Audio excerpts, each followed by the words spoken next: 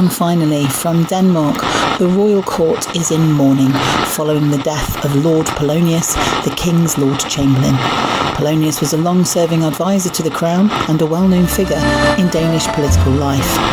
Details surrounding his death have not been made public, but the palace has confirmed that an investigation is underway. Polonius leaves behind a son, Laertes, who is currently in France, and a daughter, Ophelia, who remains at court. A period of mourning has been declared, with flags at Elsinore Castle lowered to half-mast. The king described Polonius as a wise and faithful servant whose counsel will be greatly missed. The funeral is expected to take place later this week.